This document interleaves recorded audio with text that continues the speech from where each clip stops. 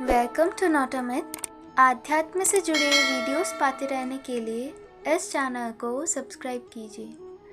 Video start करने से पहले बता देती हूँ कि इससे पहले भी महाभारत कथा के ऊपर 2 वीडियो मैं बना चुकी हूँ, तो अगर आपने नहीं देखी है तो डिस्क्रिप्शन बॉक्स में लिंक है, आप वहाँ जाके देख सकते हो। और हाँ, वीडियो स्टार्ट कर दिया है तो पूरी वीडियो अंत तक देखना। तो द्यूत सभा के बाद पांडव जब वनवास के लिए निकले तो जाते जाते युधिष्ठिर महाराज जो थे वो रोने लगे। अपने भाइयों को इस हाल में देखकर, द्रौपदी को इस हाल में देखकर और उनके साथ जो 14 ब्राह्मण थे उनका इतना स्नेह देखकर वो रोए जा रहे थे। तभी उनमें से जो शौनक ऋषि थे उन्होंने युधिष्ठिर महाराज को कहा कि पहले आप अपने मन को इस शोक से निकालिए, क्योंकि मन दुखी रहता है तो शरीर में भी बीमारियां आने लगती है।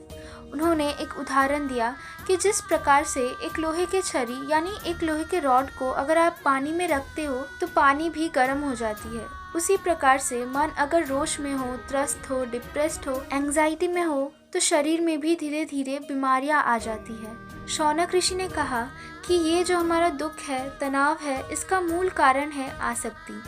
जो व्यक्ति आसक्तियों से घिरा होता है वो हमेशा ही दुखी रहता है। आसक्ति हमें दुर्बल और वैराग्य हमें शक्तिशाली बनाती है।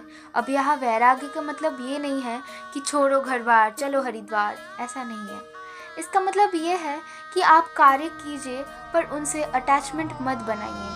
अगर आप किसी का हेल्प भी कर रहे हो तो निस्वार्थ भाव से कीजिए, नहीं तो मत कीजिए, क्योंकि एक्सपेक्टेशंस हमें सिचुएशंस के साथ अटैच्ड बनाए रखती है। अगर आप में आसक्ति होगी तो आप में संतोष कभी नहीं आ सकता, और अगर आप में संतोष नहीं रहेगा तो आप कभी सुखी भी नहीं हो सकते। जो व्यक्ति सुख, दुख, यश, अपयश, मान, अपमान इन चीज़ों को संभाल नहीं पाता वो हमेशा ही दुखी रहता है। कुछ चीज़ों को लाइफ में झेलना होता है, कुछ चीज़ों को टॉलरेट करना होता है। इसी कारण से युधिष्ठिर महाराज, आप अपने मन को इस आसक्ति से, इस शोक से निकालिए। तो अब तक के वार्तालाप से हमें ये पता चला है कि हमारे दुख का कारण क्या है। बेसिकली हमारे दुख का कारण हमारी आसक्तियाँ ही है। तो चलिए अब वीडियो के नेक्स्ट पार्ट में चलते हैं। तो अब हम जानेंगे कि कैसे पांडवों को अक्षय पात्र की प्राप्ति हुई। तो शौनक ऋषि के उत्तर में युधिष्ठिर महाराज ने कहा कि आपने जो ये कहा है ये निश्चित रूप से ही सच है, पर मेरा जो ये दुख है ये अपने लिए नहीं है। मुझे दुख है मेरे भाइयों के लिए, द्रौपदी के लिए। ये सब के सब हरि के भक्त हैं, पर क्योंकि ये सब मेरे अनुगत थे इसीलिए आज इन्हें इतना दुख झेलना पड़ा, और अगले 13 वर्ष भी झेलने पड़ेंगे। ना मैं द्यूत खेलने जाता, ना ये सब होता। सबका कारण जो है मैं ही हूँ। मेरे ही कारण से इन सभी को इतना दुख झेलना पड़ा।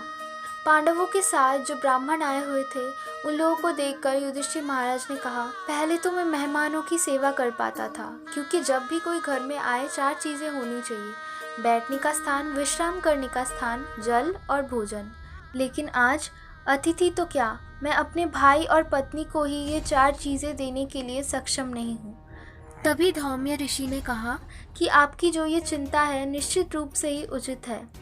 ये भौतिक सृष्टि का स्वभाव है, भूख और प्यास। सृष्टि के आदि काल में ब्रह्मा ने देखा कि सृष्टि तो हुई है, सबने जन्म भी लिया है, पर सबको भूख प्यास लगी हुई है। तो तब ब्रह्मदेव सूर्य के पास गए और उनसे कहा कि वो ऐसा कुछ करे जिससे भूख प्यास मिट सके। तब सूर्यदेव ने अपने ताप से पानी को वाष्पित किया, बादल बने और बारिश हुई तो अन्न उत्पन्न हुए, वृक्ष निकले, फल उत्पन्न हुए और सभी का भूख प्यास शांत हुई। धौम्य ऋषि ने कहा कि ये जो भी जगत में खाने में पोषण होती है, शक्ति जो होती है, वो सूर्य से ही है। विशेष रूप से यहाँ मेंशन किया गया है कि जो अनकुक्ड फूड्स होते हैं उनमें ज़्यादा पोषण होते हैं। तो युधिष्ठिर महाराज, आप सूर्यदेव से प्रार्थना करो, निश्चित रूप से ही आपके समस्या का हल होगा।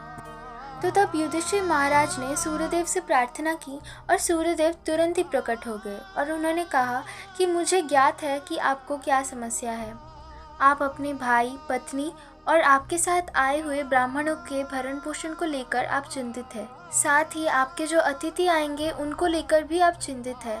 तो आपकी ये सेवा भावना को देखकर मैं आपको ये विशेष अक्षय पात्र दे रहा हूँ। आप इसमें कुछ भी खाना पकाइए, वो कभी ख़त्म नहीं होगा। आप कितने भी सैकड़ों लोगों को खाना परोस दीजिए पर ये कभी ख़त्म नहीं होगा। पर जब द्रौपदी का खाना हो जाएगा और वो हाथ धो लेगी तो इसमें से और नहीं निकलेगा। इसके बाद युधिष्ठिर महाराज ने अक्षय पात्र को स्वीकार किया और द्रौपदी को सौंप दी। इसके बाद की जो महाभारत की कथाएं हैं वो मैं पैरेलली पोस्ट करती रहूँगी, तो अगर आप महाभारत की कथाओं के साथ जुड़े रहना चाहते हैं तो मेरे चैनल को सब्सक्राइब कर लीजिए। अब तक वीडियो देख लिया है तो आशा करती हूँ कि अच्छा लगा होगा। एक लाइक कर दीजिए, हो सके तो एक शेयर भी कर देना। मिलते हैं आपसे नेक्स्ट वीडियो पर, तब तक के लिए thank you, have a good day and Radhe Radhe.